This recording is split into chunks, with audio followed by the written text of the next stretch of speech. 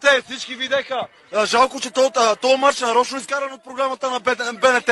То трябваше да е в програмата на БНТ, ама го махнаха нарочно. Защото у нас Косираков знаеше какво ще се случи. Гледайте, първия гол от засада.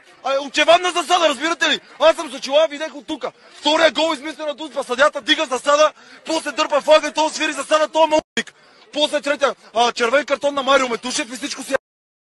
Какво да ви кажа повече? Какво да ви каза? Вие ни мразите, защото сме Левски. Обаче ние мразим Левски не защото са Левски, а защото Левски са такива и такива. Разбирате ли? Защото са пълни неща. Заради тези неща няма футбол в България.